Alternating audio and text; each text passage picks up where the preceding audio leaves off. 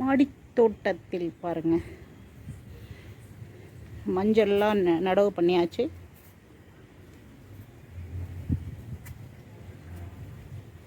எல்லாம் நல்லா தழுத்து வருது பாருங்கள்.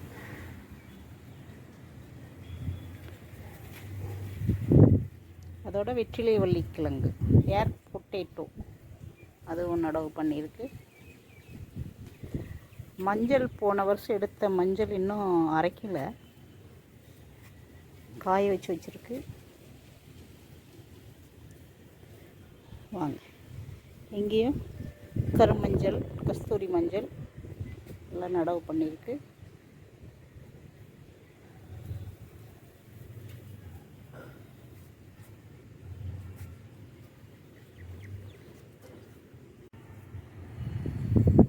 இது பாருங்கள்,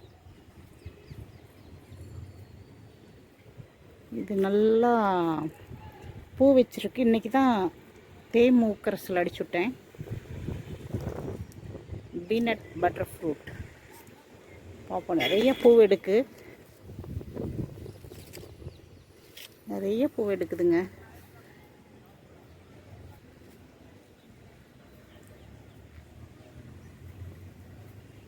முல்லைப்பூ பாருங்க.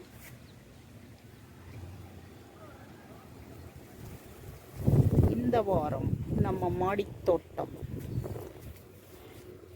வெள்ளை பூசணி,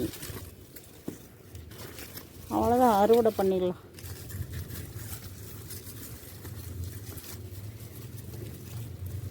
அறுவடை பண்ணிடலாமா? நீ இதுக்கப்புறம் பெருசாகாது.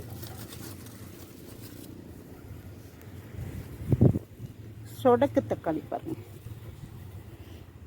எங்கே வராதோ அப்படின்னு நினச்சேன். ஏதோ விதை விழுந்திருக்கு, தானாக முளைச்சிருச்சு. இனி அப்படியே பழத்தை எடுத்து போட்டுடலாம், ஒன்றும் பிரச்சனை இல்லை.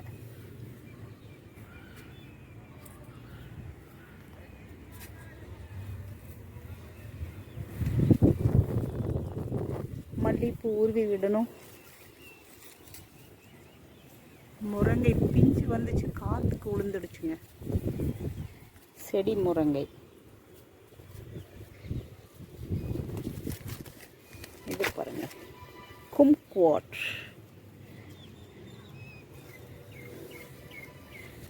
ஸ்வீட் லெமன், நல்லா தாங்க இருக்குது. சாப்பிட்டா சூப்பராக இருக்குது. இது நல்லா வளர்த்திடுவோம். வளர்த்திட்டு தனி வீடியோ போடுறேன்.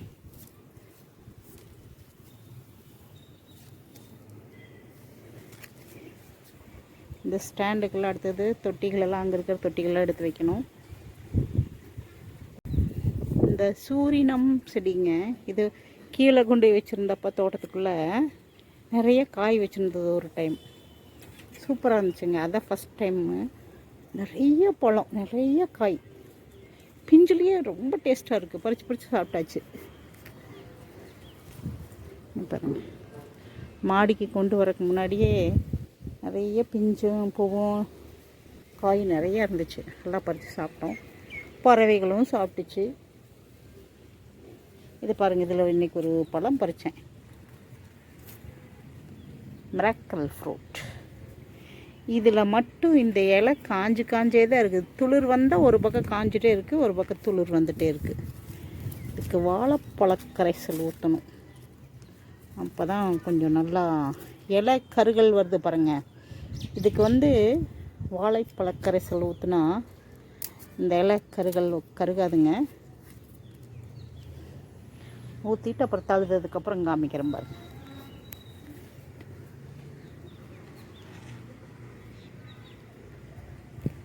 லெமன் அதே போல் பாருங்கள். டேபிள் ஆரஞ்சு, இது புது செடிங்க, பழசு போயிடுச்சு. கீழே கொண்டு போட்டனையும் போயிடுச்சு. பாருங்க, காயோடு தான் வாங்கிட்டு வந்தேன். இது எப்படியும் வளர்த்திடலாம், ஒன்றும் பிரச்சனை இல்லை. நம்ம மாடி தோட்டத்தில் மூலிகை நொச்சி இலை, கருநொச்சி பாருங்கள், நல்லா பூ எடுத்துருக்கு. இந்த நொச்சி இலையில் அவ்வளோ மருத்துவ குணம் இருக்குது. உங்களுக்கு சளி பிடிச்சிருச்சுன்னா இதில் 4 இலையை போட்டு தண்ணியில் கொதிக்க வச்சு கொஞ்சம் மஞ்சத்தூளையும் போட்டு ஆவி பிடிச்சிங்கன்னா காதில், நெத்தியில் எல்லாம், கழுத்தில் இதெல்லாம் இருக்குது பாருங்கள், காது, இந்த தாவா, அதெல்லாமே நீங்கள் மூஞ்சியை திருப்பி திருப்பி ஆவியை பிடிச்சிங்கன்னு வச்சுக்கோங்க, எங்கே சளி அப்படியே கின்னுன்னு தலைவலியோடு இருந்தால் கூட அப்படியே விட்டுருங்க. தலைவலி, சளி, கவமெல்லாம் அப்படியே வந்துடுங்க. காய்ச்சலாக இருந்தால் கூட இதை பிடிச்சி அப்படியே காய்ச்சல் விட்டுரும். இதுக்கு இந்த நொச்சிக்கு, அதுவும் கரு நொச்சிக்கு ரொம்ப பவர் ஜாஸ்தி. அப்படியே கிடுகிடுகிடுன்னு இந்த சளி பிடிச்சிருந்ததுன்னா இந்த காதடைப்பு, மூக்கடைப்பு, தலைவலி எல்லாம் விட்டுருங்க. புடனிக்கெல்லாம் கூட ஆவி பிடிச்சி புடனிக்கெல்லாம் வச்சா கூட இந்த புடனி வலி எல்லாம் விட்டுருங்க. இந்த நொச்சி மட்டும் காப்பாற்றி எப்படியோ மேலே கொண்டு வந்துட்டேன் பார்த்தீங்களா. அடுத்தது அது வெளியே வச்சு மாடு கடிச்சிருச்சு, அந்த லெமன் கிராஸ், அதுவும் நல்லா இருந்தது. அது மாடு கடிச்சது தூக்கிட்டு அண்டை மேலே. இப்போ இந்த 2 செடி தாங்க இருக்குது மூலிகையில், 2 தான் இருக்குது. ஆமாம், எல்லாமே வீணாக போச்சு. அப்புறம் பிரண்டை இருக்குது, அதுவும் மூலிகை தான், உருட்டு பிரண்டை. இங்கே பாருங்கள், காற்றுக்கு இந்த துணி ஒன்றுக்குமே ஆகாது, நீ பூரா வேஸ்ட்டு தான். எல்லாம் பிஞ்சு தனித்தனியாக வந்துடுச்சு பாருங்கள். சும்மா ஆடிக்கிட்டே இருக்குது காற்றுக்கு.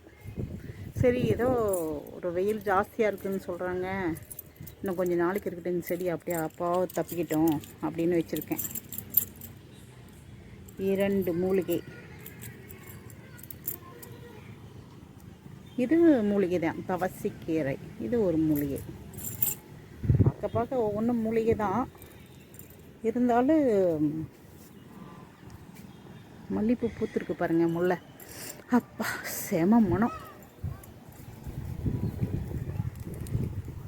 பறிச்சிடலாம்.